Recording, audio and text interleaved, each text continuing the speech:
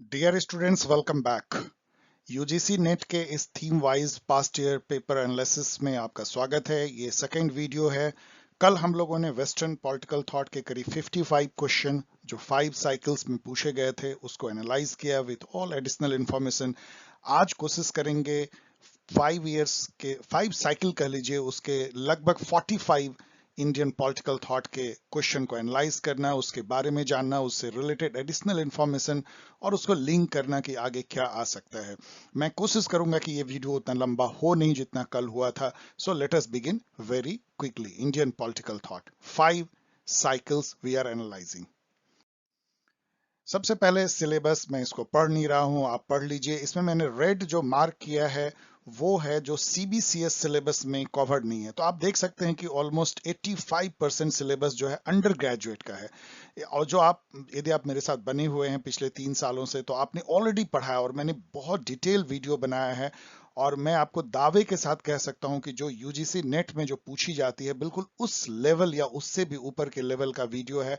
आप उन सब को देख लीजिए। और जो रेड कलर से है उसमें मैं कोशिश करूंगा after this exam of course के अगले 6 महीने में उस पे उसको भी कवर करने की। अभी वो कहीं और से आप पढ़ लीजिए। अब हम लोग शुरू करते हैं क्वेश्चन आंसर का दौर। जून 2020 साइकिल मैंने जैसे WPT में किया था उसी टाइप से साइकिल आपको बताते चलेंगे जिससे आप समझ सकें कि एक साइकिल में लगभग कितने क्वेश्चन आ रहे हैं। टोटल लगभग 45 क्वेश्चन है इन कंपैरिजन टू 55 क्वेश्चन। तो 500 क्वेश्चन में से 45 क्वेश्चन आईपीटी के हैं। लगभग 9% क्वेश्चन इसे पूछे आते हैं। Very important. पहला क्वेश्चन जो है, which one of the following is not the function of a state according to Kautilya. तो अब आपको कौटिल्य ये पूछ रहे हैं। ये मैंने इजी मार्क किया है। यदि आप इन चारों को पढ़े तो ये कॉमन सेंस क्वेश्चन है मेरे अनुसार से। कॉमन सेंस क्वेश्चन इसलिए है कि यदि आप इसको जस्ट पढ़िए कि acquisition of what which is not under its control and position, acquisition of that which is not under its control and position. तो स्टेट मतलब जो है, अर्थ मतलब क्या होता है? जमीन, जमीन का टुकड़ा मतलब रिसोर्सेज। तो जो नहीं है उसको अपने अंडर में लाना भी स्टेट का एक काम है। इसलिए तो स्टेट जो है वॉरफेयर करता है, जीतता है टेरिटरी को। Preservation of what has been acquired, जो है उसको बनाए रखना, मेंटेन रखना, ये भी है। And accentuation of what has been preserved. Accentuation का मतलब क्या होता है? एसेंटुएशन का मतलब है उसको बढ़ाना। यहाँ पे थोड़ा वो टफ इंग्लिश देते हैं। एसेंटुएट करना मतलब उसको इंक्रीज करना। जो आपके पास में रिसोर्सेज हैं, जो आपने एक्वायर किया है, उसको जो है उसको मतलब कि जितना आप उसको स्ट्रांग बना सकें, यही है। ये सब तो उन्होंने कहा ही है। लेकिन अब लास्ट में देखिए ये थक जाता है सेटर और एक बहुत ही अकवर्ड टाइप ऑफ वर्ड लिखता है, फ्रेज लिखता है, एम्पायर बिल्डिंग ओनली। ये कोई भी कॉमन सेंस से बोलेगा कि कौटिल्य ऐसा नीति शास्त्र का विशेषज्ञ केवल बोलेगा कि स्टेट का काम केवल एम्पायर बिल्ड करना है, इतना एब्सर्ड चीज नहीं कर सकता। चूंकि ये एब्सर्ड है और यहाँ पे नॉट है, केवल एक ही आपको खोजना है और इतना एब्सर्ड इसने दे दिया, इसलिए मैंने इसको इजी मार्क किया है। अदरवाइज ये तीन आपको कंफ्यूजिंग लग सकता है, वैसे कंफ्यूजिंग है नहीं। अर्थशास्त्र का मतलब ही है जमीन का टुकड़ा, उसको एक्वायर करो, उसको उसमें उसके रिसोर्स को बढ़ोतरी करो, जो यहाँ लिखा है एसेंटुएट करना, उसको प्रिजर्व करो एंड लाइक दैट, वही स्टेट है। Okay. Agganna Sutta is related with, super super easy, क्योंकि आगना सुत्ता आपका सिलेबस में है, आपको बुद्धिज्म और पढ़नी है। और आगना सुत्ता जी पढ़ेंगे तो पहला तो यह आएगा कि ये बुद्धिस्ट फिलॉसफी से जुड़ा हुआ है, दीघा निकाय से जुड़ा हुआ, जो आगे पूछा भी इन्होंने है। Which one of the following party firstly joined by EV Ramaswamy Periyar. ये मीडियम इसलिए मैंने रखा है कि आप कंफ्यूज कर सकते हैं, लेकिन यदि आपने पेरियार को पढ़ा है, आपके सिलेबस में है, तो आप इस क्वेश्चन को कभी मिस नहीं कर सकते हैं। पेरियार सबसे पहले वो कांग्रेस ज्वाइन करते हैं, फिर कांग्रेस को छोड़ करके वो जस्टिस पार्टी के हेड बन जाते हैं। 1939 में वो जस्टिस पार्टी जो साउथ की थी, उसके एक तरह से हेड के रूप में। और फिर वो 1944 में वो जस्टिस पार्टी को ही एक तरह से बदल देते हैं एक मूवमेंट में, जिसको कि द्रविड़ा कज़गम कहते हैं। मतलब एक type of society for development कह लीजिए द्रविड़ों के लिए। और वो उसके आगे भी आपको पता होना चाहिए कि यही डीके जो है वो बन जाता है डीएमके, द्रविड़ मुन्नेत्र कज़गम, सीएन अन्ना दुराई के द्वारा। और फिर ये टूट जाता है 1972 में। एमजी रामाचंद्रन जो एक बहुत फेमस एक्टर थे साउथ के, तमिलनाडु के, वो इस डीएमके को तोड़ करके अपनी एआईएडीएमके बना देते हैं, जिसकी की लीडर बाद में जयललिता बनती हैं। और डीएमके के जो लीडर हैं वो करुणानिधि बनते हैं, जिनके की अभी जो सन है वो वहां के चीफ मिनिस्टर हैं, स्टालिन। तो ये सारा चीज आपको पता होना चाहिए।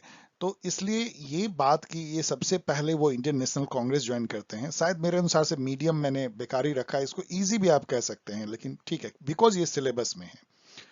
तो फिर से एक बार याद रखिए, ईवी रामास्वामी पेरियार नायकर भी, और पेरियार भी उनको कहते हैं, उनका पहला पार्टी कांग्रेस था। फिर उन्होंने जस्टिस पार्टी ज्वाइन किया, जस्टिस पार्टी के हेड बने। फिर उन्होंने उसको कन्वर्ट किया द्रविड़ कज़गम में, द्रविड़ कज़गम डीएमके बना, डीएमके से टूट के निकला एआईएडीएमके। सबके लीडर, सबके डेट ये सब याद कर लीजिए। Who among the following was strongly opposed to the idea of Panchayati Raj system in India? इसको मैंने मीडियम रखा है, लेकिन इजी भी कह सकते हैं। मैंने आपको बताया भी है जब अंबेडकर जी को हम पढ़ रहे थे कि अंबेडकर जी जो हैं वो पंचायती राज जो व्यवस्था है, गांधी जी उसके पक्षधर थे, बहुत लोग थे, लेकिन ये नहीं मानते थे।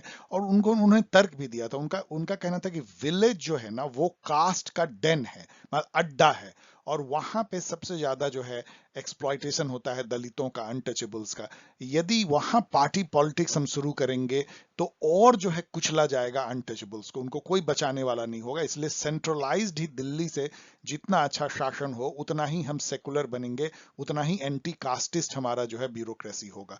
जितना हम डाउन जाएंगे उतना ही कास्टिज्म में डूबता जाएगा जो bureaucracy, administrative system and party politics होगा। इसीलिए अंबेडकर जी जो हैं वो पंचायती राज सिस्टम के विरोध में उठ खड़े हुए थे। Who has given originally the idea of Hindu राष्ट्र? ये आपको इजी होना चाहिए, क्योंकि हिंदू राष्ट्र, हिंदुत्व, ये 1923 में इन्होंने जो बुक लिखा था हिंदुत्व पे, हु इज हिंदू, सावरकर, तो ये मैंने आपको पढ़ाया भी है। यहाँ पे मैंने बहुत सारी बातें इसलिए दी है क्योंकि ये सब उससे रिलेटेड है, पूछा जा सकता है। हु इज हिंदू ये आपको जरूर ही पूछा जा सकता है कई जगह।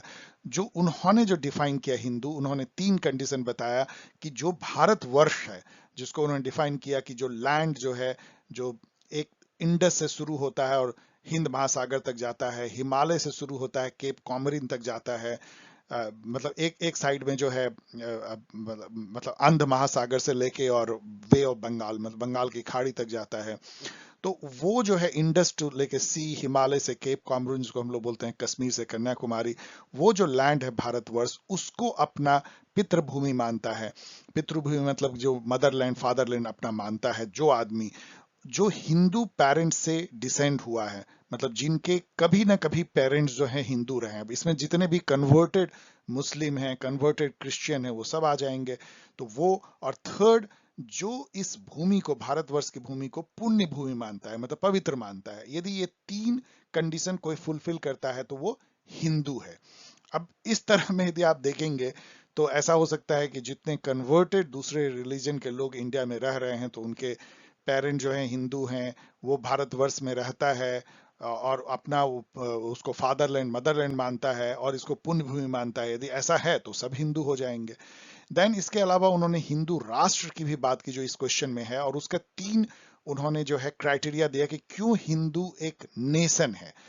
क्योंकि उसकी अपनी टेरिटोरियल आइडेंटिटी है भारतवर्ष, जो यहाँ डिफाइन किया उन्होंने। उसकी एक अपनी एक रेशियल आइडेंटिटी है, जिसको देख के आप कह सकते हैं कि ये एक अलग ही रूप, रंग, कद, और कद काठी जिसको बोलते हैं, बाल का कलर, आंख, इससे जो है वो रेशियल आइडेंटिटी हिंदू की अलग होती है।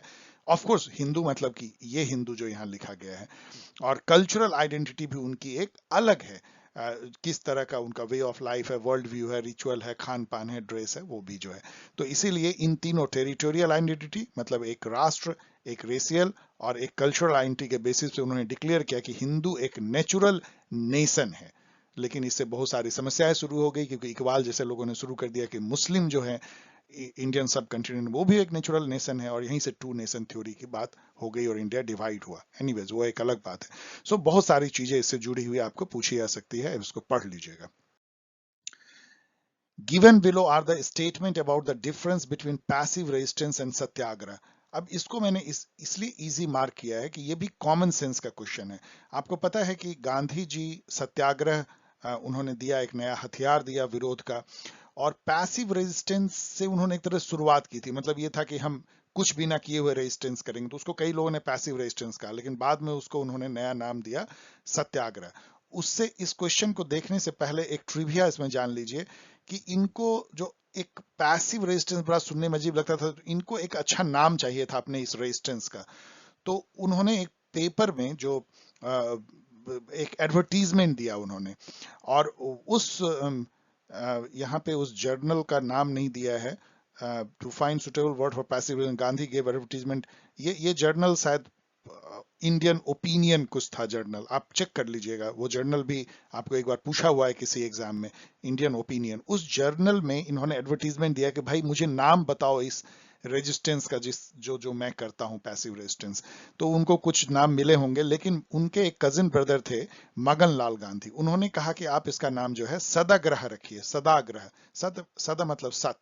तो बाद में वही जो है चेंज होकर के सत्याग्रह हो गया। ये सब भी जो है पूछे गए हैं, ये मत सोचिए किसने दिया, तो मंगललाल गांधी ने दिया, किस जर्नल में दिया, तो इंडियन ओपिनियन में दिया। ये सारी बातें आपको याद रखनी चाहिए, इसी नेट में पूछ सकते हैं। Now come to this question, passive resistance is weapon of the weaker section, Satyagraha never desire to terrorise the opponent. बिल्कुल सही है, इसमें कहीं कोई क्रोध नहीं है, गुस्सा नहीं है अपोनेंट के प्रति, प्यार है, हेट्रेड नहीं है। Passive resistance is negative in practice whereas Satyagraha is positive morality. अब यहाँ पे आप यहाँ पहले देख लीजिए कि आपको दो ही जो है सही करना है।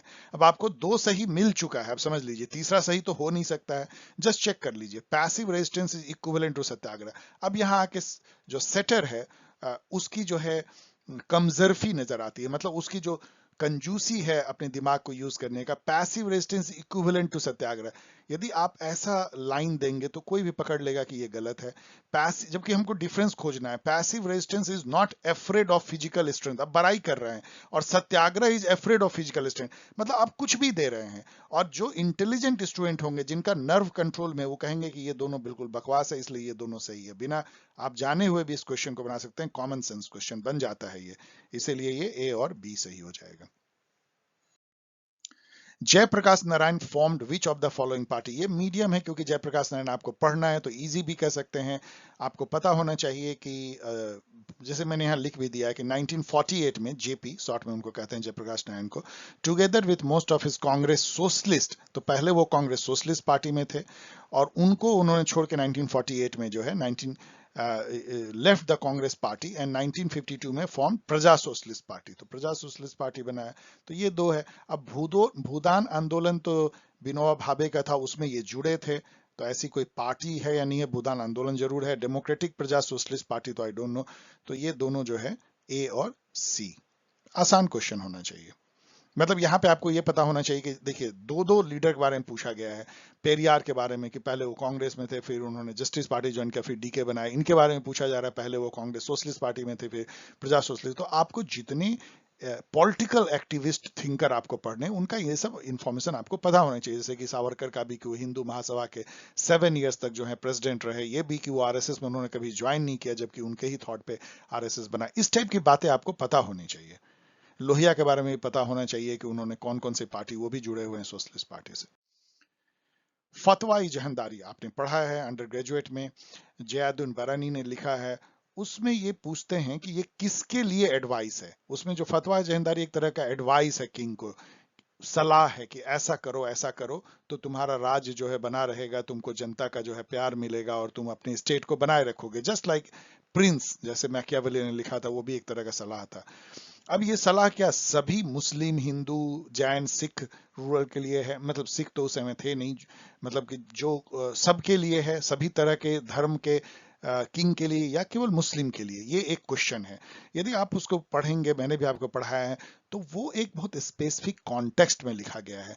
जब मुस्लिम रूरल इंडिया में आए, जो कि ओवरवेलमिंगली जो है हिंदू था, तब बरनी ने ये लिखा फतवा जहनदारी कि ऐसे बड़े कंट्री में जहां पे कि आप एकदम माइनॉरिटी में हो लेकिन रूरल क्लास हो, वहां पे कैसे आप रूल करोगे। तो इसके लिए उन्होंने बोला कि सरिया के साथ आपको जो है जवाबित भी रखना पड़ेगा, मतलब प्रैक्टिकल लॉ भी रखना पड़ेगा, और बहुत सारे और उन्होंने एडवाइस दिए।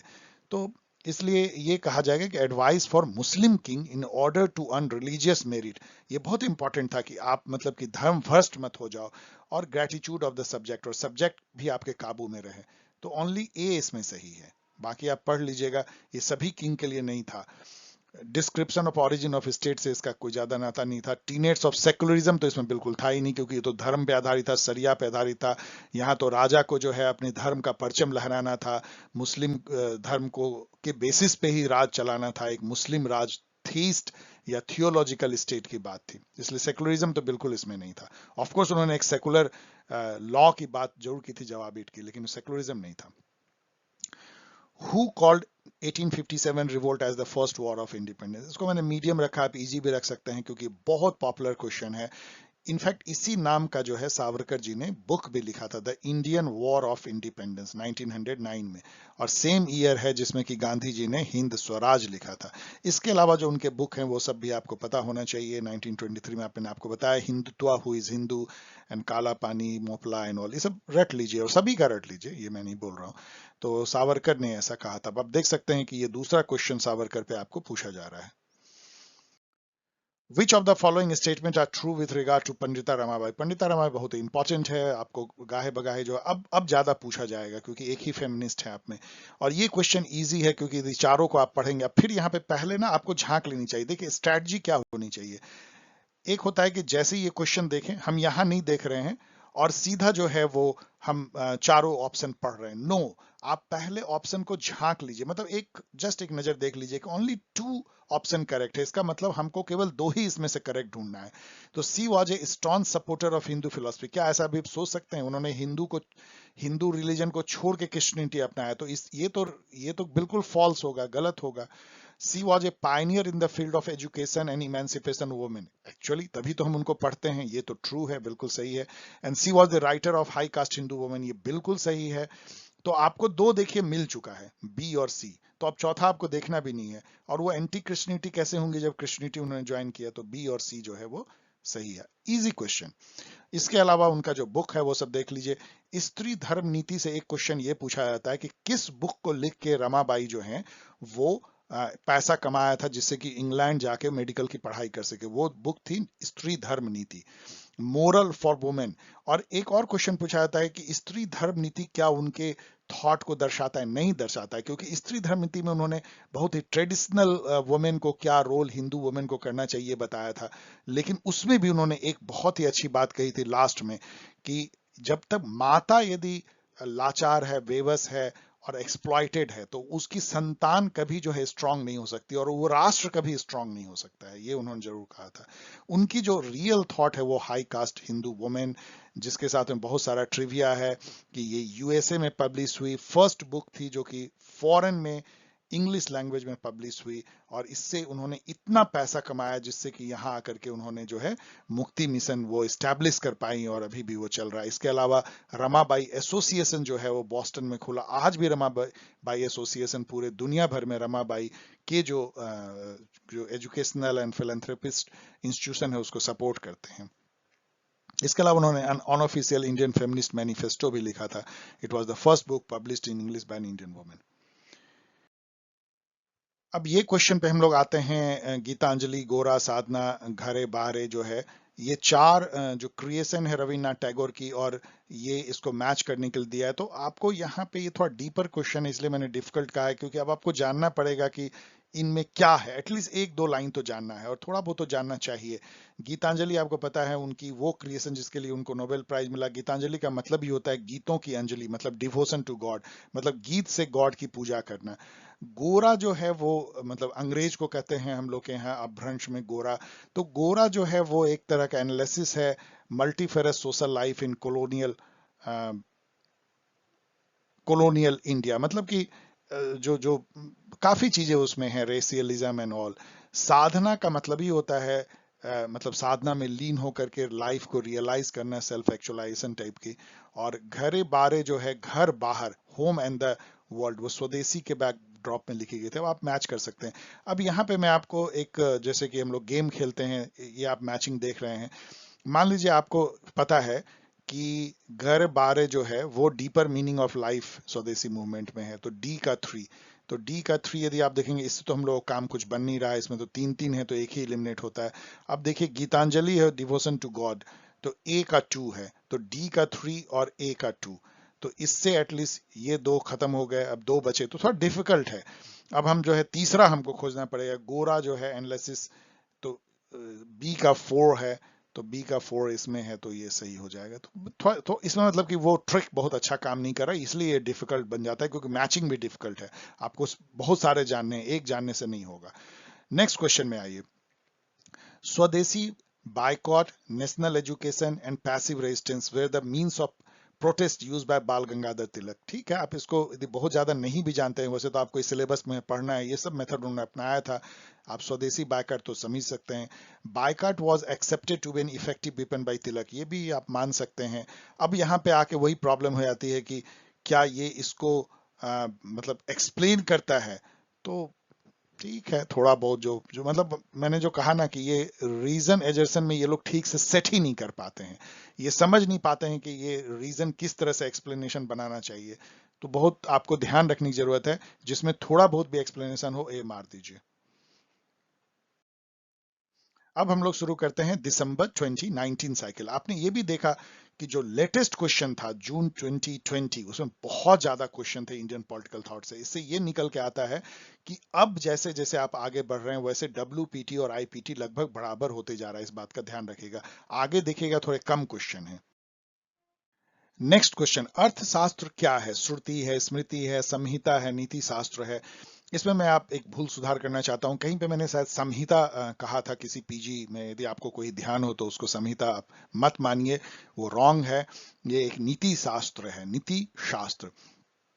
पहले तो यहाँ पे थोड़ी एक दो चीजें जान लीजिए कि वेदास जो हैं उनको श्रुति कहा जाता है, श्रुति मतलब सुना गया, सुनना, क्योंकि वेद को जो है गॉड की वाणी कही जाती है, ये जो है ऋषि मुनियों ने जो भी गॉड से डायरेक्टली सुना गया वो वेदास हैं।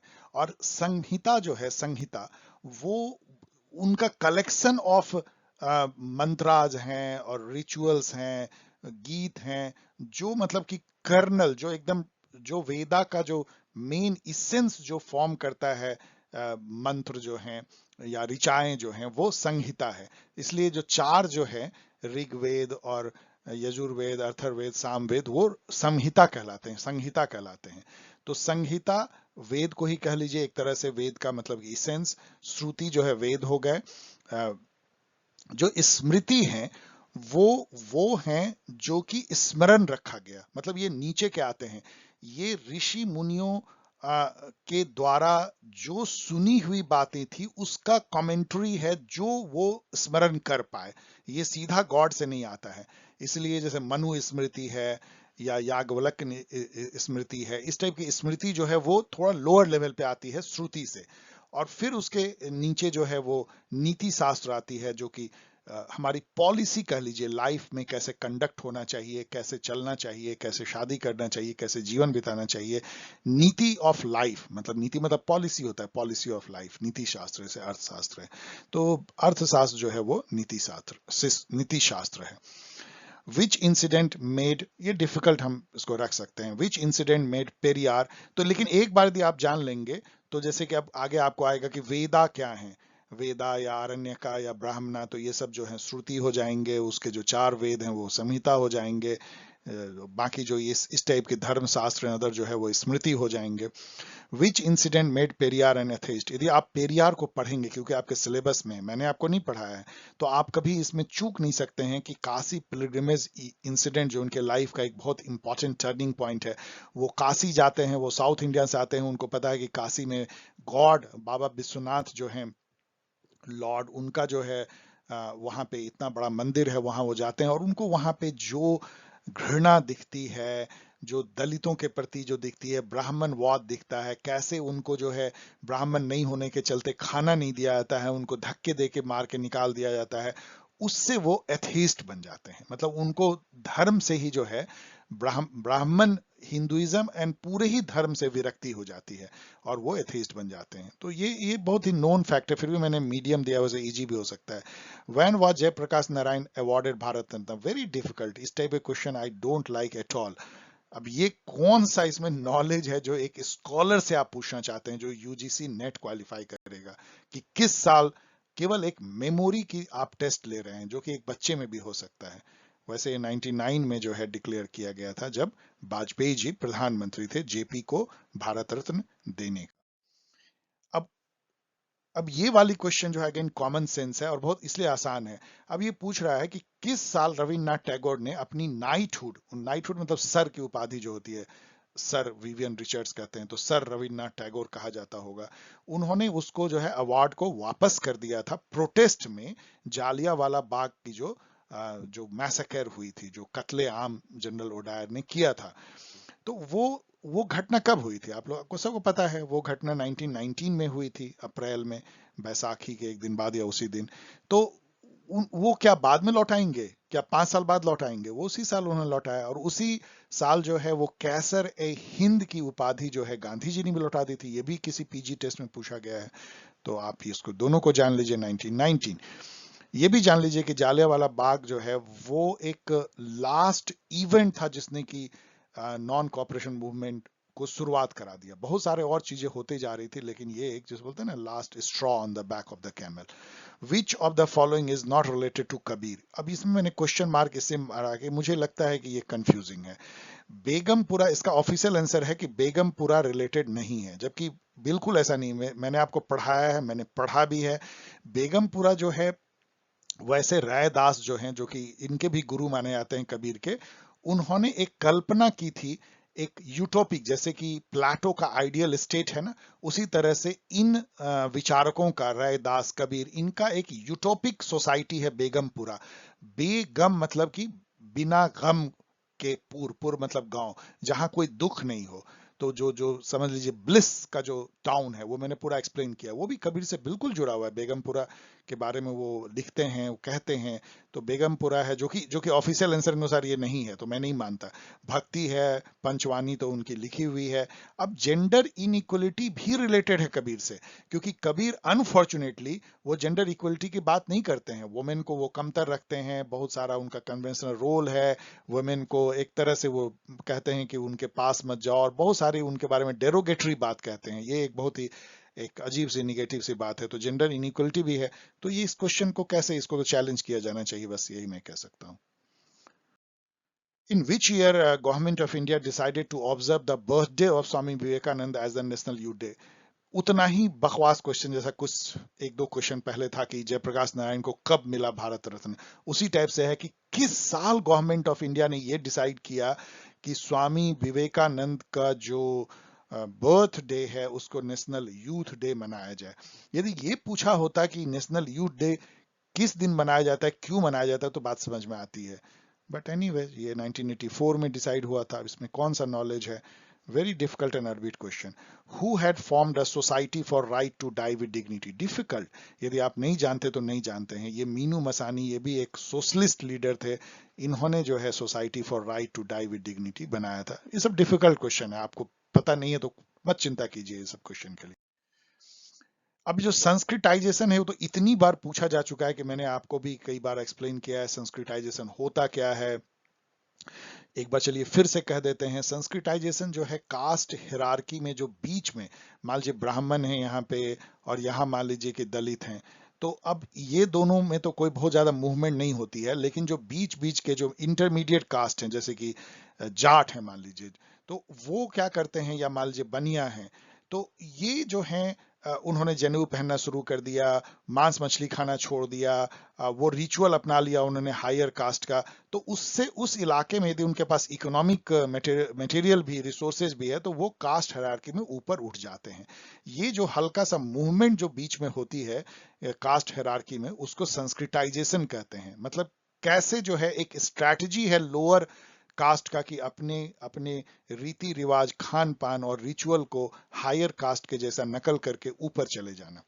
ये एम.एन. श्रीनिवास ने जो है ये थॉट दिया था, जो कि एक सोशियोलॉजिस्ट हैं, और उन्होंने जो है बुक लिखा था कास्ट इन इंडिया, तो उसके बेस उसमें ये वर्ड आया था और ये हर जगह पूछा जाता है, बहुत पॉपुलर क्वेश्चन है।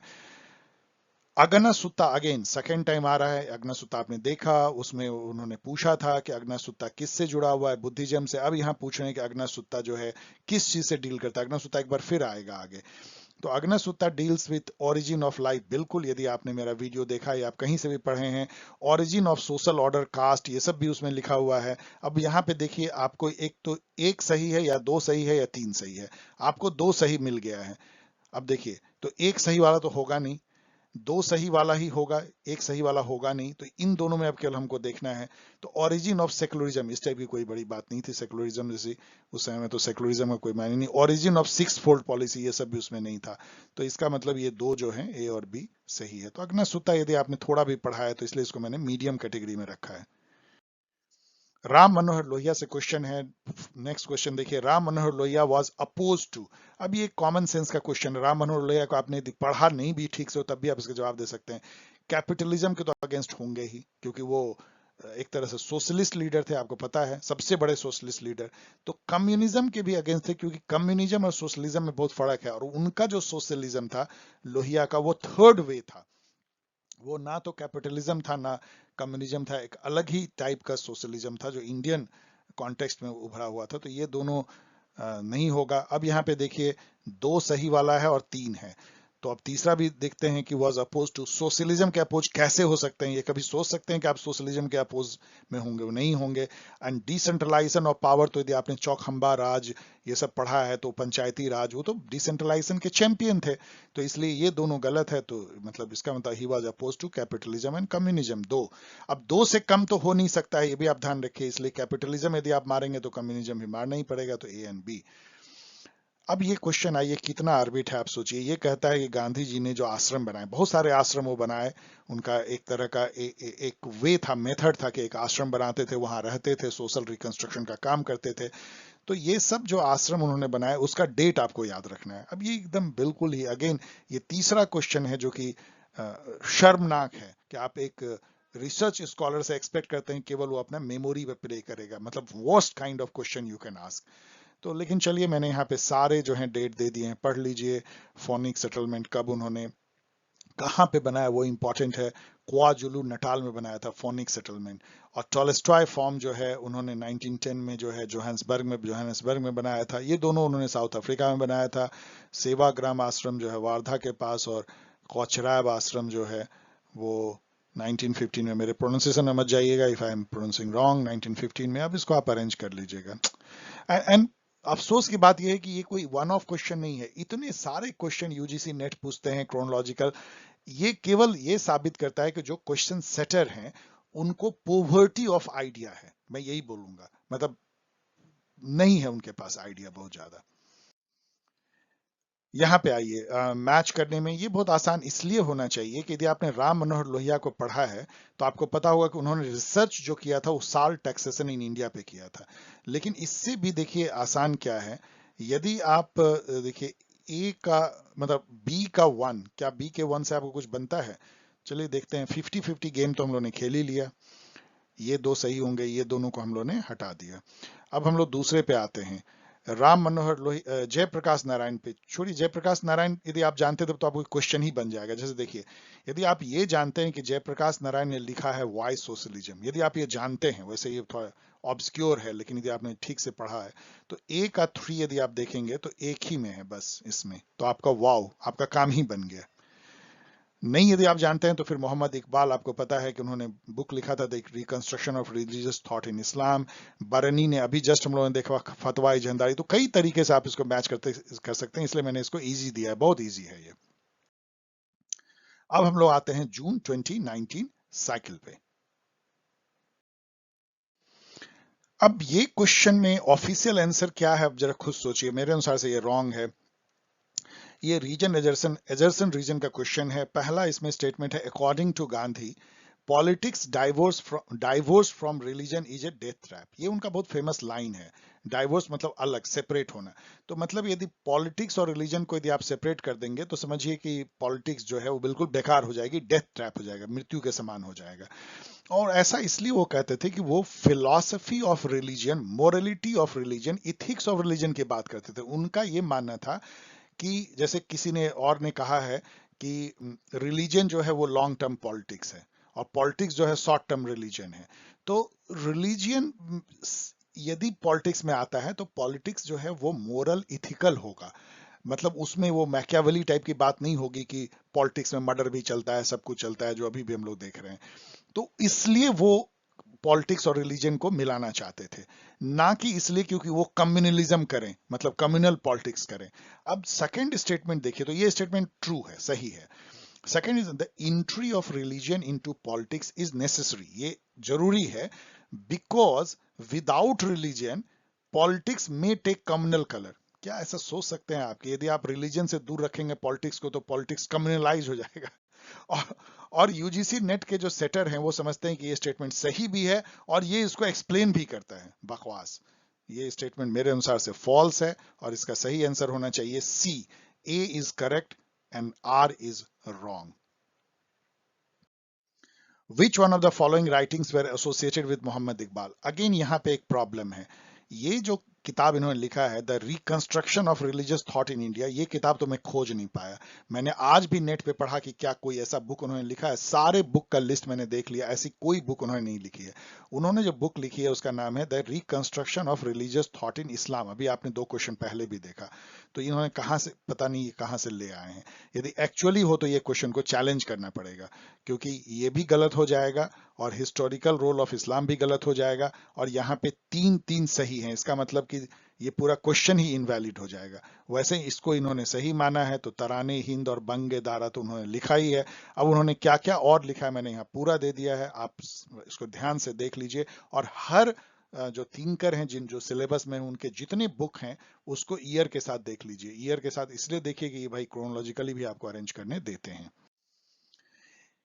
इंटीग्रेटेड ह्यूमनिज्म मींस, अब आपको पता होना चाहिए कि इंटीग्रेटेड ह्यूमनिज्म दीनदयाल उपाध्याय जी का कॉन्सेप्ट है। आपको ये भी पता होना चाहिए कि दीनदयाल उपाध्याय, इसलिए क्योंकि ये सिलेबस में है, मैंने आपको भले नहीं पढ़ा है। और दीनदयाल उपाध्याय भी जो है ह्यूमनिज्म के समर्थक थे। ह्यूमनिज्म यदि याद करते ही आप रविन्द्रनाथ टैगोर को याद कीजिए, एम एन रॉय को याद कीजिए, कार्ल मार्क्स भी ह्यूमनिस्ट थे। तो ह्यूमनिज्म जो है क्या है, पहले इसको समझिए। मैंने कई बार आपको बताया है, ह्यूमनिज्म जो है एक इनलाइटनमेंट के टाइम में ही वो एक धारा चली जिसमें ये हुआ कि ह्यूमन एक है, पूरे वर्ल्ड के ह्यूमन एक है, उनकी नियति एक है, उनका वर्थ एक है, उनका फेट एक है, वो एक ही तरीके से नेचर से निकले हैं, एक ही तरीके से वो जीवन जीते हैं और कोई भी उनको देश काल मतलब परिस्थिति उनको घेर के नहीं रख सकती है कि ह्यूमन ह्यूमन को सेपरेट नहीं कर सकते। फर्स्ट ये था। वो इंडिविजुअलिज्म भी था, मतलब कि ह्यूमन एजेंसी पे विश्वास, कि ह्यूमन अपने ताकत से जो है नेचर को समझ सकता है, कंट्रोल कर सकता है। भले वो नेचर की पैदाइश है लेकिन वो नेचर को काबू भी कर सकता है, वो परफेक्टिबिलिटी है उसमें। ह्यूमन एजेंसी पे विश्वास, ये था इंडिविजुअलिज्म। ह्यूमन को सेक्रीफाइस नहीं कर सकते सोसाइटी के नाम पे टाइप ऑफ ह्यूमनिज्म, उसका भी एक नाम था। तो ये सारी चीजें जो ह्यूमनिज्म बहुत बड़ा एक ये हो के आया। इवन जवाहरलाल नेहरू भी ह्यूमनिस्ट थे।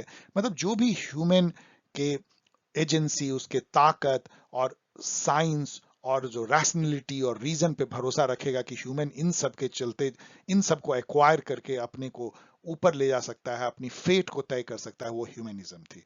और ह्यूमन ह्यूमन एक है, वसुधैव कुटुंबकम भी उसमें आ जाता है। अब इंटीग्रल ह्यूमनिज्म जो है ये दीनदयाल उपाध्याय का अपना थॉट था। उन्होंने बहुत सारे गांधी जी से लिया और उसको उन्होंने कल्चरल नेशनलिज्म जो सावरकर का था उसमें उसको पिरो दिया, एक तरह समझ लीजिए। उन्होंने बेसिकली ये कहा कि इंटीग्रल ह्यूमनिज्म ये है कि इंडिविजुअलिज्म हम नहीं मानते, एक इंडिविजुअल सोसाइटी मतलब कम्युनिटी और नेशन सब एक है, जो कि एक तरह से इंटीग्रल व्यू ऑफ नेशन कह लीजिए, कि नेशन जो है या सोसाइटी जो है एक ऑर्गेनिज्म है, जो हेगेल भी बोलते थे, और इंडिविजुअल उसका पार्ट है, लिम्ब है, वो उससे सेपरेट नहीं हो सकता है। इवन ये इस टाइप का व्यू जो है एरिस्टोटल का भी था। तो उस टाइप की व्यू कि harmony among individual society nation, तो ये नेशनलिज्म को भी बढ़ावा देता है। मतलब नेशन के लिए इंडिविजुअल को कुर्बान इसमें किया जा सकता है, यस ऐसा है। और ह्यूमन लाइफ इंटीग्रेटेड है अपने आप में, वो दूसरे लाइफ से, दूसरे लाइफ फॉर्म से, ये भी इंटीग्रल ह्यूमनिज्म का एक कॉन्सेप्ट था। और इसेंशियल यूनिटी ऑफ मैन, तो ह्यूमनिज्म कोई भी होगा तो मैन मैन एक होगा, तो ये सब।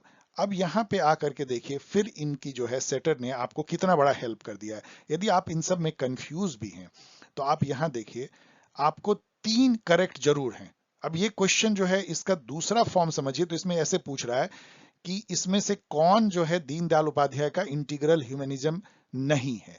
बस एक ही आपको खोजना है, और अभी तक यदि आप कंफ्यूज भी हैं तो ये आपका सारा कंफ्यूजन दूर कर देगा। चौथा ऑप्शन ये कहता है state is superior than nation. क्या कभी सोच सकते हैं कि कोई ह्यूमनिज्म का बात करने वाला ऐसी बात करेगा, state is superior than nation, वो भी दीनदयाल उपाध्याय।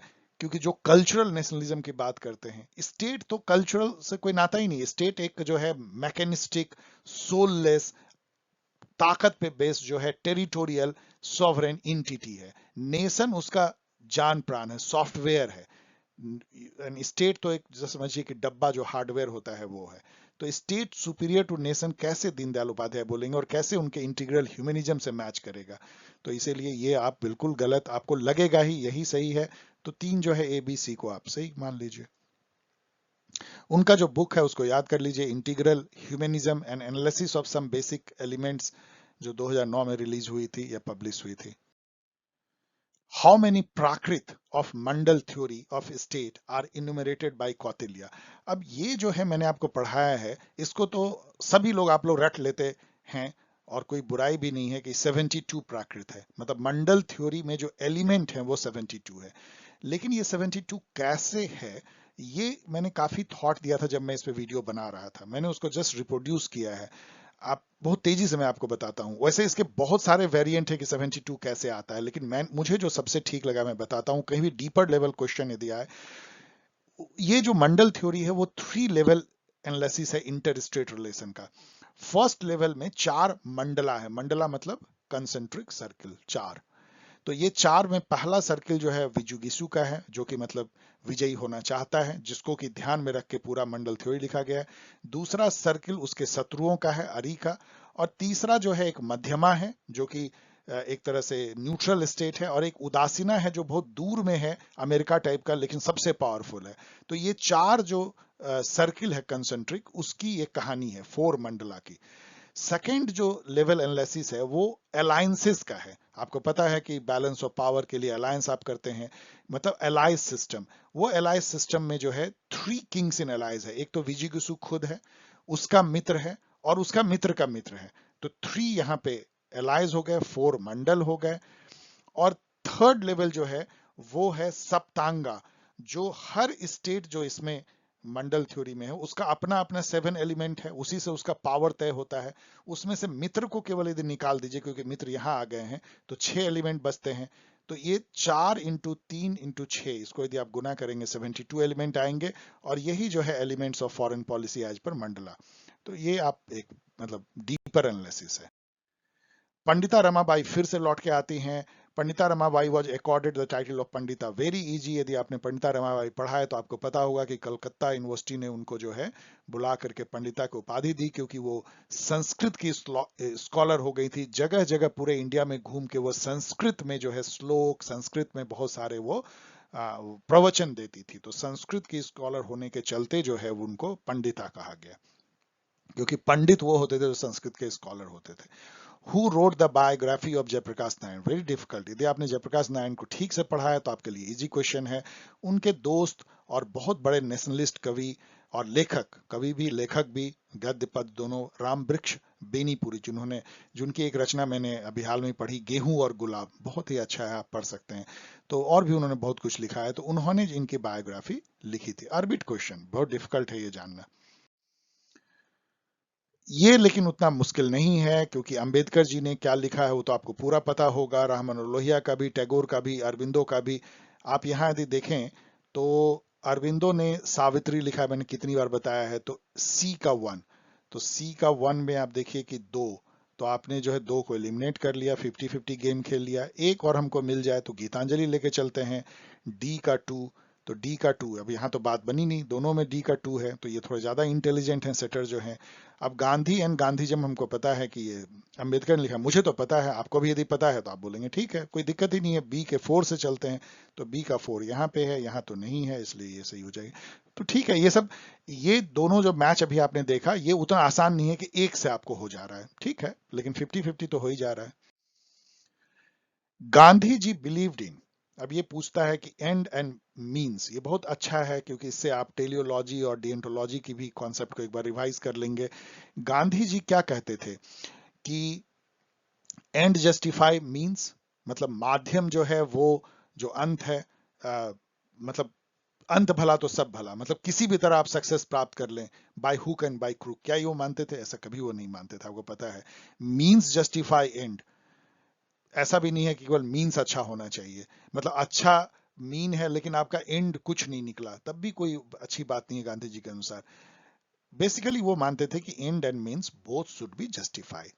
तो जो आपका रास्ता है, जो आपका चॉइस है, जिसको एडॉप्ट करके आप सफलता पाना चाहते हैं, गोल पाना चाहते हैं, देखिए एंड आपका ये है, मान लीजिए आपका ये गोल है, तो गोल जो है इथिकल होना चाहिए, मोरल होना चाहिए। जैसे कि मान लीजिए एक चोर का गोल है कि आज बैंक में हम चोरी करेंगे, और उसने एक रास्ता अपनाया कि हम जो है सच ही बोलेंगे, हम झूठ नहीं बोलेंगे। और उसको गार्ड बोल रहा है कहाँ जा रहे हो, बोल रहा है चोरी करने जा रहे हो। गार्ड बोलेगा अरे पागल है, ठीक है जाने दो। फिर वो लूट करके जा रहा है, तो क्या कहाँ से जा रहे हो? मैं पैसे लूट के जा रहा हूँ। अरे ठीक है, ये पागल टाइप का आदमी है। तो ये उसने मीन्स जो है वो सही अपनाया, लेकिन उसका एंड गलत है। तो गांधी जी के अनुसार ये भी गलत है। आपका गोल सही हो, आपको एग्जाम में फर्स्ट करना है, आपका ठीक है, सही, गुड मीन्स है, लेकिन चोरी करके करना है, तो भी जो है गांधी जी को एक्सेप्टेबल नहीं था। अब ये जो मीन्स एंड एंड का जो मोरलिटी से नाता है, उस पे जो है इथिक्स में आता है टेलियोलॉजी, या जिसको कंसेक्वेंशलिज्म बोलते हैं, एंड डिओन्टोलॉजी। एक एक लाइन में समझ लीजिए। डिओन्टोलॉजी जो है, जो कांत उसके सबसे बड़े प्रवर्तक रहे हैं, उसका मतलब यह है कि means should also be good. जो चॉइसेज हम अपनाते हैं, जो रास्ते अपनाते हैं, जो माध्यम अपनाते हैं, जो रूल अपनाते हैं, जिसके थ्रू हम एंड पाना चाहते हैं, वो भी जो है मोरली करेक्ट होना चाहिए।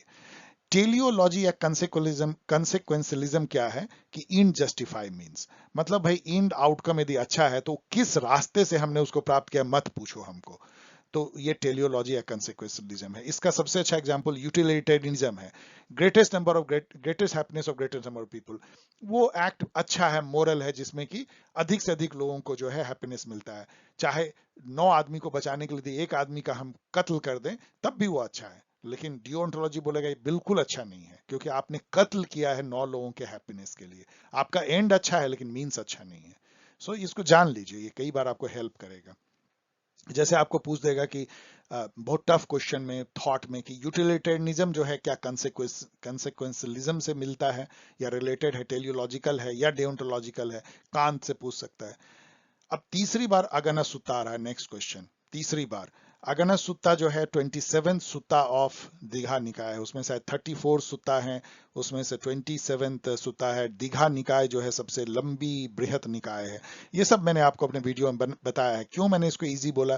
क्योंकि जब आप पढ़ेंगे अगना सुत्ता, तो इन सब फैक्ट को आप मिस नहीं कर सकते, आप भूल ही नहीं सकते हैं। Which of the following news paper are not related with Tilak? ये इजी इसलिए है कि आपको तिलक सिलेबस में पढ़ना है। यदि आप सिलेबस में पढ़ेंगे तो ये आपको पता रखना पड़ेगा। 8th क्लास का बच्चा भी पता रखता है जो तिलक को पढ़ता है, कि उन्होंने केसरी मराठी में और मराठा इंग्लिश में 2 मैगजीन उन्होंने निकाला, केसरी मराठा। अब यहाँ चूंकि 2 ही है ऑप्शन जो इनकरेक्ट है, 2 आपको करेक्ट मिल ही गया, तो आपको आगे देखना ही नहीं है, ये दोनों गलत होंगे। सी एंड डी नॉट है तो सी एंड डी गलत होंगे। अब हम लोग आते हैं दिसंबर 2018 साइकिल पे। अब क्वेश्चन कम होते जाएंगे आपको। नेक्स्ट क्वेश्चन जो है मैच करने का है। कौटिल्य फिर से लौट के आते हैं, उनका सप्तंगा थ्योरी आता है, लेकिन बहुत ही अकवर्ड रूप में। अब यहाँ वो कहते हैं कि कौटिल्य का जो 7 लिम्स में से 4 लिम्ब उन्होंने लिया है। स्टेट के 7 लिम्स हैं, स्वामी, अमात्य, जनपद, दुर्ग, कोष, दंड, मित्र। ये आपको तो याद हो गया होगा अब तक कि ये 7 लिम्ब हैं, 7 एलिमेंट ऑफ स्टेट, सप्तंगा। उसमें से 4 इन्होंने लिया। अब ये सुहृद क्या है मैं नहीं खोज पाया, आई डोंट नो ये क्या है सुहृद। और यहाँ पे उसको कंपेयर किया गया है जो शरीर के अंग से।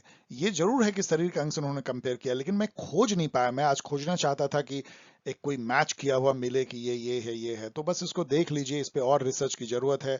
ये थोड़ा अरबी टाइप का क्वेश्चन मुझे लग रहा है। अमात्य जो है ऑफ कोर्स ये जो है वो आईज हैं, आंख हैं, राजा के लिए तो आंख हैं क्योंकि वो बुद्धि देते हैं, सलाह देते हैं। दुर्ग जो है वो एक बाहों के जैसा है क्योंकि फोर्टिफाइड जो है राजधानी होती है दुर्गा, तो आर्म्स कह सकते हैं। कोश को मौत से कंपेयर किया गया है, अब आप इसको मिला लीजिएगा। बाकी इस पे अ, आप मुझे ज्ञान दीजिए इस पे कि सुहृद क्या है, और ये कहीं आपको यदि मिलता है, कोई मटेरियल आपको है जहां पे इस तरह से मैच की गई है तो मुझे बताइएगा। M N Roy's integral scientific humanism is also known as. तो अब ये क्वेश्चन बहुत अच्छा है क्योंकि एम एन रॉय आपको पढ़ना है। उनका जो रेडिकल ह्यूमनिज्म है, जिसको न्यू ह्यूमनिज्म भी कहा जाता है या साइंटिफिक ह्यूमनिज्म भी, इंटीग्रल साइंटिफिक ह्यूमनिज्म कहा जाता है, उसको आपको पढ़ना है। वो उनका बहुत बड़ा थॉट है, मैंने आपको नहीं पढ़ाया है, लेकिन इतना आप जान लीजिए कि वो मार्क्सिस्ट ह्यूमनिज्म से बहुत अलग हुए थे। मार्क्स भी ह्यूमनिस्ट थे, जो अभी मैंने आपको ह्यूमनिज्म बताया, ह्यूमन एजेंसी की बात करते थे, लेकिन उसमें काफी सारा डिटर्मिनिज्म था। मतलब डिटर्मिनिज्म में मैंने आपको बताया, इकोनॉमिक डिटर्मिनिज्म, हिस्टोरिकल डिटर्मिनिज्म। उनका कहना था कि आदमी जो है एक, मतलब एक तरह से बेबस लाचार कॉग टाइप का हो जाता है, जो हिस्टोरिकल जो कॉन्टेक्स्ट है, इकोनॉमिक कॉन्टेक्स्ट है, वो उसको विवश करता है वैसा बिहेव करने पे। बेचारा वो कठपुतली की तरह जो है नाचता है, अपने इकोनॉमिक स्ट्रक्चर जैसा उसको नचाता है, जैसा मोड ऑफ प्रोडक्शन होता है, जैसा रिलेशन ऑफ प्रोडक्शन होता है, उसी के अनुसार उसका जो है कॉन्शियसनेस, आइडिया और सब कुछ डेवलप करता है। एम एन रॉय ऐसा नहीं मानते थे। उनका कहना था कि इतना डिटर्मिनिज्म जो उन्होंने रखा है, उसमें उन्होंने मोरलिटी, इथिक्स, रैशनलिटी, रीजन, ये सबको खत्म कर दिया है, साइंटिफिसिज्म सबको खत्म कर दिया है। तो उन्होंने सबको इंटीग्रेट किया अपने ह्यूमनिज्म में, एक तरह का, ऐसे दीनदयाल उपाध्याय ने किया, वो बहुत अलग तरह से, वो कल्चरल नेशनलिज्म के तौर पे उन्होंने इंटीग्रेट किया सोसाइटी, इंडिविजुअल और नेशन को। यहाँ पे वो इंटीग्रेट करते हैं रैशनलिज्म, रीजन, साइंटिफिसिज्म और इंडिविजुअलिज्म को और ह्यूमनिज्म को। तो इसको जो है न्यू ह्यूमनिज्म कहा गया, और इस पे ज्यादा पढ़ सकते हैं। ये जो आपको मार्क दिख रहा है इसलिए क्योंकि जहां से जिस साइट से मैंने ये लिया है वो है, तो आप इसको क्रेडिट दे सकते हैं कि उनका ये क्वेश्चन है। वैसे तो ये पब्लिक डोमेन में ये क्वेश्चन है। रीजन एजर्सन जो है, नेक्स्ट क्वेश्चन है, for Gandhi ji enlightened anarchy, क्योंकि गांधी जी अपने को इनलाइटेंड एनार्किस्ट मानते थे या फिलोसफिकल एनार्किस्ट मानते थे। ये तो बहुत ही इजी फैक्ट है जो आपको जरूर याद होगा। इसके अलावा आपको यह भी याद होगा कि एक और एनार्किस्ट थे जिनसे वो प्रभावित थे, वो थे लियो काउंट टॉलस्टॉय, रसिया के, जो कि अपने को पैसिफिस्ट एनार्किस्ट बोलते थे। एनार्किज्म का यहाँ पे डेफिनेशन भी वो दे रहे हैं। वो ये कहते हैं कि for Gandhi ji enlightened anarchy refers to a form of society which function without the coercive power of the state. Coercive मतलब फोर्स, वायलेंस टाइप का फोर्स, जो मारपीट, दंड, मतलब आर्मी, पुलिस, उसको कोएर्सिव बोलते हैं। तो एनार्किज्म का मायने ही यही होता है कि कोई भी फोर्स पे आधारित ऑथोरिटी या कोई भी हिरार्किकल ऑथोरिटी या कोई भी फॉर्मल ऑथोरिटी को स्वीकार यदि कोई व्यक्ति या समाज नहीं करता है, वो कहता है हम खुद अपने को सेल्फ गवर्न कर सकते हैं, हमें कोई स्टेट, गवर्नमेंट इसकी जरूरत नहीं है। तो इसका रीजन स्टेटमेंट ये है, तो ये ट्रू है। रीजन स्टेटमेंट है individuals have full control of themselves. ये भी ट्रू क्या कहना है, ये इस कॉन्टेक्स्ट में ट्रू है, एजर्सन के कॉन्टेक्स्ट में। अब देखिए, सेल्फ स्टैंडिंग वे में देखिएगा, यदि आपको ये स्टेटमेंट ना दिया जाए और सीधा रीजन स्टेटमेंट दिया जाए, तो क्या आप इसको ट्रू फॉल्स डिक्लेयर कर सकते हैं कि individuals have full control of themselves? You will say हो भी सकता है, नहीं भी हो सकता है। तो यहाँ पे सेटर की जो पोवर्टी ऑफ आइडियाज है वो फिर दिखती है। वो रीजन एजर्सन क्वेश्चन सेट ही नहीं कर पा रहे हैं। तो individual have full control of themselves, यदि हम इसको माने तो, जबकि ऐसा होने की जरूरत नहीं है। तो यदि मान ही लिया तब तो रीजन इससे जुड़ा हुआ है ही, एक्सप्लेन कर ही रहा है, तो ए उसका ऑप्शन होगा। फिर मैं बार बार कह रहा हूं कि रीजन एजर्सन इनको सेट करना नहीं आता है। मैं चलिए एक बहुत हार्श स्टेटमेंट में दे रहा हूं। Arrange the following Ambedkar's writing in order in which they appeared. अब अगेन, अब देखिए, अब आपको क्रोनोलॉजिकली अरेंज करना है, कितना गलत है।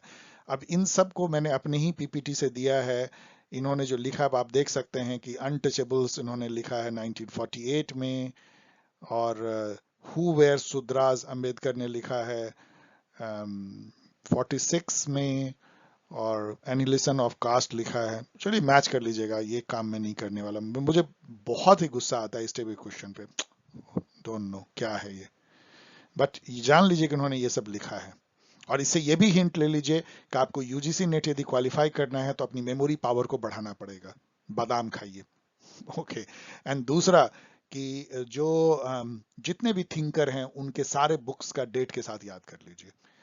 एक महीने पहले से पहले मत याद कीजिएगा। मैं बहुत बार ये स्टूडेंट को बोलता हूँ कि जो मेमोरी वाली जो काम है ना, वो एग्जाम के एक महीने पहले करना है और एग्जाम के ठीक बाद भूल जाना है। अपने सारे सेल को फ्री कर लीजिए और उसके पहले भी ओवरलोड मत कीजिए, केवल कॉन्सेप्चुअल याद रखिए।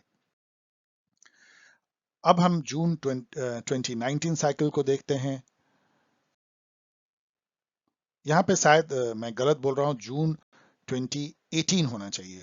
आई एम सॉरी, जून 2019 नहीं होगा क्योंकि ये लास्ट है। आइए नेक्स्ट क्वेश्चन कौटिल्य पे देखते हैं। फिर से कौटिल्य चौथी बार घूम के आते हैं। तो कौटिल्य और उनकी अर्थशास्त्र बहुत इंपॉर्टेंट है, ये आप यहाँ से टिप्स लीजिए। अग्नासुत्ता बहुत इंपॉर्टेंट है, ये भी टिप्स लीजिए। गांधी जी ऑलवेज इंपॉर्टेंट रहेंगे। 3-4 क्वेश्चन है।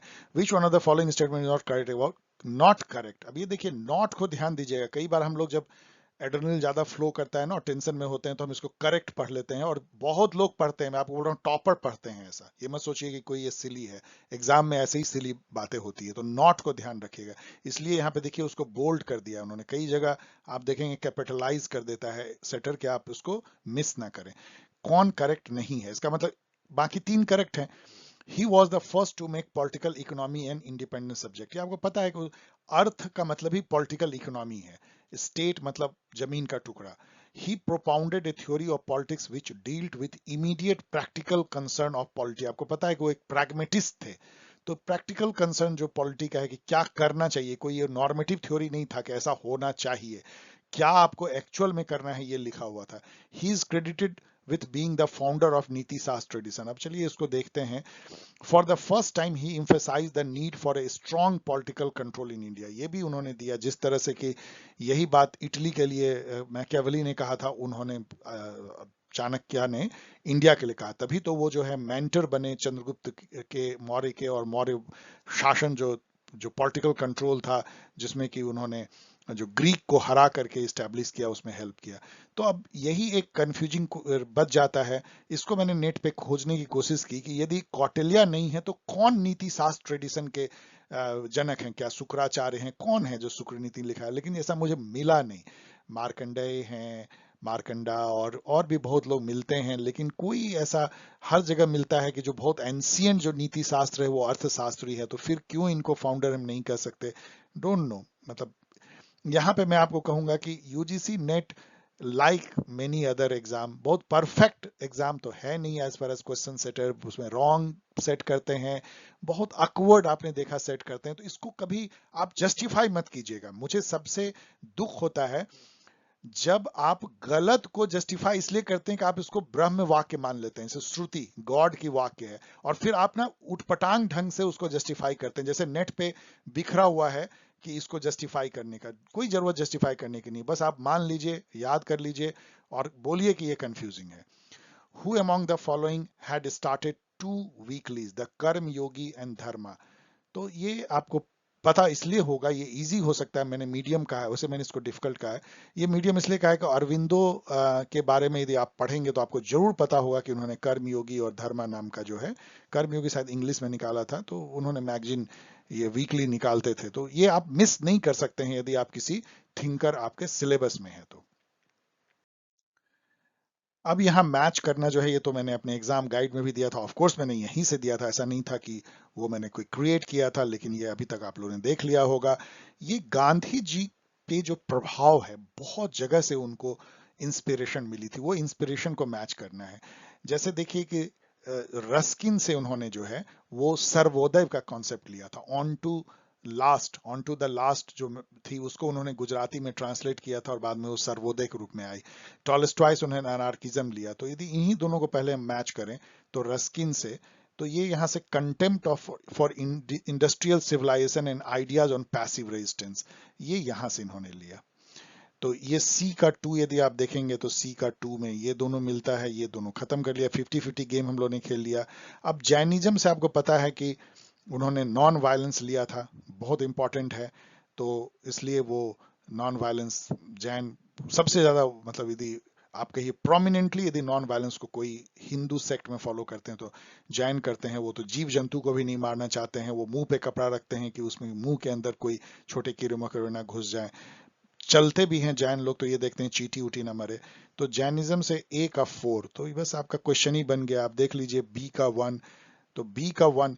वैष्णविज्म, आपको पता है कि वैष्णव जन तू ते नेरे कहिए जो पीर पड़ा, वो वैष्णविज्म से काफी जो है वो प्रभावित थे। तो यहाँ पे जो कैथोलिसिटी ऑफ आउटलुक आप लोग को मतलब होगा, कैथोलिसिटी मतलब क्यों वैष्णव जोड़ा जाता है। कई लोग कहते हैं कि वैष्णव जो हमारे यहाँ सेक्ट है हिंदू का, वो कैथोलिक चर्च से मिलता जुलता है, मतलब एक सुप्रीम गॉड जो है विष्णु की कल्पना की जाती है, उस टाइप का है। तो चलिए ठीक है। एंड प्लाटो से उन्होंने जो है आइडियलिज्म, प्लाटो से बड़ा आइडियलिस्ट कौन होगा, तो idealism and concern for moral value, moral ethical, ये प्लाटो से उन्होंने लिया। अच्छा क्वेश्चन है। Next question, M N Roy फिर घूम के आते हैं, देखिए एम एन रॉय कितने इंपॉर्टेंट हैं। एजरसन रीजन का क्वेश्चन है एम एन रॉय पे। M N Roy did not accept Marx materialistic interpretation of history. मैंने अभी आपको बताया कि उन्होंने इसको रिजेक्ट किया था। उन्होंने कहा कि ये काफी डिटर्मिनिस्टिक है, बहुत इकोनॉमिक डिटर्मिनिज्म है, हिस्टोरिकल डिटर्मिनिज्म है, इसमें मोरलिटी आइडिया इन सबको बिल्कुल हटा दिया गया है, ह्यूमन को बिल्कुल कठपुतली जैसा माना गया है कि वो जो मोड ऑफ प्रोडक्शन है या जो इकोनॉमिक कंडीशन है उस के ही चलते उसका जो कुछ भी होता है उसी के चलते उसका आइडिया वैसा बनता है, उससे वो हट गए थे। तो ये तो ट्रू है। It had an element of determinism and idealism. अब देखिए इंग्लिश में ये पढ़ाया जाता है कि जब आप प्रोनाउन यूज करते हैं इट, तो पता होना चाहिए कि ये इट किसके लिए आ रहा है। अब यदि मान लीजिए आपने ये स्टेटमेंट को नहीं देखा, एजरसन आपके नजर में नहीं है, मान लीजिए नहीं है, तो आपको रीजन जो है it had an element of, अपने आप में ये कोई स्टेटमेंट ही नहीं है, बिकॉज इसका कोई मीनिंग ही नहीं है, इसको ट्रू फॉल्स करना दूर की बात है। ये दूसरा ऐसा अभी आपको मिल रहा है रीजन एजर्सन, जिसमें कि रीजन सेल्फ स्टैंडिंग स्टेटमेंट ही नहीं है, जो कि रीजन एजर्सन में मस्ट होना चाहिए। रीजन अपने आप में एक सेल्फ स्टैंडिंग स्टेटमेंट होना चाहिए, इसको ट्रू और फॉल्स आप कह सके। फिर ये सेटर फेल कर गया यहाँ सेट करने में। इट का मतलब शायद ये मार्क्स का मेटेरियलिस्टिक जो हिस्टोरिकल मेटेरियलिज्म उसकी बात शायद ये कर रहा है, और ये इससे जुड़ा हुआ है जो जुड़ा नहीं होना चाहिए। अब यहाँ पे कैसे मार्क्स जो है वो आइडियलिज्म कैसे हो जाएगा उनका हिस्टोरिकल मेटेरियलिज्म, मुझे कुछ समझ में नहीं आया, और इसका आंसर इन्होंने ये दिया। अब इससे ज्यादा मैं कुछ नहीं बोलूंगा। Who among the following said in the context of State Reorganization Commission report, the lambs are shorn of the wool, they are feeling the intensity of cold? जब आप ये 2-3 बार भी पढ़ेंगे ना तो आपको कुछ समझ में नहीं आएगा कि ये किसी ने भी कहा, एक्स वाई जेड ने, ये कहा क्या है।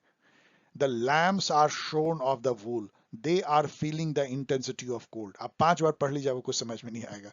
तो चलिए मैं आपको समझाने की कोशिश करता हूँ। यदि आप जानते हैं तो मैं बहुत खुश हूँ। मेरे जो स्टूडेंट इसका जानते हैं कि ये क्यों कहा होगा अंबेडकर जी ने। ऑफ कोर्स ये अंबेडकर जी ने कहा था, और ऐसी यदि बातें कुछ आए तो आपको गेस करना होना, इसमें निगेटिव मार्किंग नहीं है स्टूडेंट, तो आप अंबेडकर जी पे गेस कर सकते हैं, क्योंकि इस टाइप की सारे बातें उन्होंने ही कही हैं।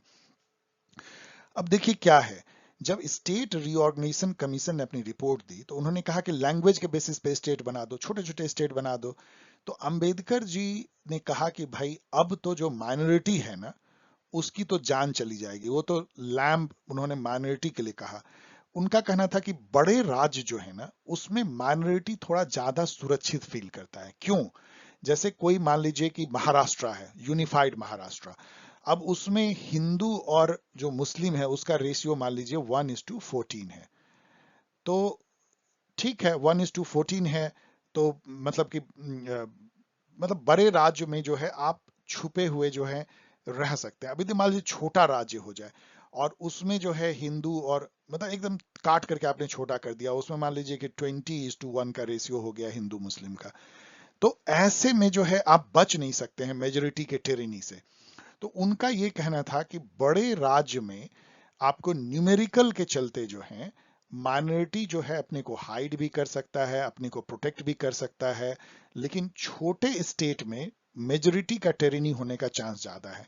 और स्टेट रिऑर्गेनाइजेशन कमीशन ने तो यही काम किया है कि उन्होंने लैंग्वेज के बेसिस पे बना दिया। अब तो माइनॉरिटी जो है बेचारे वो उस भेड़ के जैसे हैं जिनका कि जाड़े के टाइम में ऊन निकाल दिया गया। मतलब आपको पता है ना भेड़ों का जो है ऊन काटा जाता है, उनके उनके जो रोए बड़े हो जाते हैं वुल, तो उसको काट दिया जाता है। उनको बहुत ठंडा लगता है, इसलिए वो जाड़े के महीने में नहीं किया जाता है, गर्मी में किया जाता है। तो उन्होंने कहा कि अब माइनॉरिटी जो है ना इस रिपोर्ट के बाद उस भेड़ के जैसे हो गए हैं जिनके शरीर से जाड़े के समय में वूल निकाल दिया गया है। अब बिल्कुल बेचारे असहाय हो गए हैं और वो कांप रहे हैं। तो ये अंबेडकर जी ने कहा था। आई होप कि आपको क्लियर हुआ होगा ये सेंटेंस। ओके स्टूडेंट, अब हम लोग जो है एनालाइज करते हैं लास्ट 2 स्लाइड में और कुछ टिप्स। टोटल क्वेश्चन है 43। यदि आप देखें तो लगभग ये 9% होते हैं, जबकि WPT में टोटल क्वेश्चन थे 55, वो 11% है। थोड़ा कम वैल्यू जो है ये WPT से IPT को दे रहे हैं। लेकिन यदि आप लेटेस्ट क्वेश्चन देखें तो इसमें वो 10% से ज्यादा है। तो IPT और WPT बिल्कुल बराबर है, इसलिए इसको कम वैल्यू मत दीजिएगा। पहला टिप्स। फर्स्ट सेकंड है कि इजी क्वेश्चन इसमें 15 हैं, मीडियम 17 हैं, अरबिट या डिफिकल्टी 11 हैं। तो 75% क्वेश्चन जो हैं ये इजी टू मीडियम है। तो यदि आप डिफिकल्ट अरबिट क्वेश्चन को छोड़ भी दें तो आप जो है यूजीसी नेट क्रैक कर सकते हैं आईपीटी में। इसके अलावा जो बातें हैं वो तो कल वाली हैं, आप फिर से पढ़ लीजिएगा, लेकिन आप बुक्स को जरूर मेमोराइज कीजिए, जितने भी हैं डेट के साथ कीजिए। कोट्स और इवेंट और ट्रिविया, जैसे कि काशी जो गए थे, पेरियार, ये सब चीजें, कौन सा पार्टी चेंज किया, फिर कौन सा पार्टी बनाया, उनके जीवन में क्या घटित हुई, उस टाइप की चीजें जरूर, उनका बायोग्राफी कौन लिखा, ये सब आपको होना चाहिए। और बाकी चीजें मैं पढ़ नहीं रहा हूँ, आप पढ़ लीजिएगा, ये वही है, लेकिन एकदम एग्जैक्टली आपको वही बातें मैं कह रहा हूं जो कि मैंने कहा था WPT में, लेकिन वो भी उतना ही इंपॉर्टेंट है, पढ़ लीजिए। हाउ टू प्रिपेयर भी एकदम WPT वाला ही है, लेकिन चलिए फिर से कॉन्सेप्ट बनाइए। अभी तो जो अभी मैं जिनके लिए बना रहा हूं, जिनकी एग्जामिनेशन अभी 20 डेज बाद है, उनको कॉन्सेप्ट अब नहीं बनाना है। उन्होंने जो कॉन्सेप्ट बन गया, इसलिए उनके लिए नहीं है। लेकिन जो मेरे स्टूडेंट अभी पीजी में एडमिशन ले रहे हैं, कॉन्सेप्ट बनाइए, किताबें पढ़िए। मैंने बुक लिस्ट आपको बताया है फर्स्ट में। और मैं बोस्ट नहीं कर रहा हूं, मैंने कल भी कहा था, सबसे अच्छी जो रिसोर्स है, मेरे वीडियो को देखिए, मल्टीपल टाइम देखिए किताब के साथ, और आपको बहुत ज्यादा कॉन्सेप्ट बिल्ड हो जाएगा, इससे भी ज्यादा जितना चाहिए, सिविल सर्विसेज के लिए भी और इसके लिए भी। Make notes and concept map बनाइए, इस टाइप के कॉन्सेप्ट मैप बनाइए। यहां से ये निकालिए, फिर यहां से ये रिलेटेड आइडिया, इस तरह से कॉन्सेप्ट मैप बनाइए। एंड मेमोराइज कीजिए केवल 1 महीना पहले, जो कि अभी पीरियड है, books with date, quotes and phrases, उनके लाइफ के यूनिक फैक्ट्स, ट्रिविया जैसे मैंने बताया। और जितना पास्ट ईयर पेपर हो सकता है उसके क्वेश्चन को प्रैक्टिस कीजिए। और मैचिंग लेवल का जो MCQ है, सैंपल मैचिंग, आपको जो मार्केट में मिल रहे हो, कोई मैचिंग नहीं मिल रहे हैं स्टूडेंट, वो आपको जो है बहुत हल्के मिलेंगे या बहुत अरबिट मिलेंगे, दोनों से कोई फायदा नहीं होगा। मैचिंग लेवल MCQ पे प्रैक्टिस कीजिए। And okay, thank you and good कि ये हम लोगों ने लगभग 1 घंटे में खत्म कर दिया। मेरा यही प्लान था कि 1 घंटे में हम लोग खत्म करें करीब 45 क्वेश्चन को। सो गुड कि हम लोग कर पाए। प्लीज शेयर करें, सब्सक्राइब करें, ये बहुत इंपॉर्टेंट है। ये इसलिए इंपॉर्टेंट है कि मेरे पैशन को जिंदा रखने के लिए। वैसे आप लोग जो कर रहे हैं वो काफी मेरे लिए है पैशन के लिए, लेकिन और कर सकते हैं, और अपने जूनियर को बता सकते हैं, फ्रेंड को बता सकते हैं। एंड ऑलवेज रिमेंबर कि नॉलेज एक केवल ऐसी चीज है जिसको शेयर करने से वो जो है बढ़ती है, और उसको अपने पास रखने से वो है घटती है। अजीब सी चीज है। इसलिए शेयर कीजिए, कमेंट कीजिए, website, email, Telegram, Twitter, and इस पे भी जो मैंने कुछ मैं बोलता हूं उस पर आप कमेंट करते हैं, जरूर कीजिए, मुझे अच्छा लगता है। और थॉटफुल कमेंट बहुत अच्छे लगते हैं। Okay, bye, see you next very soon with next theme, 5 cycle के लेकर के।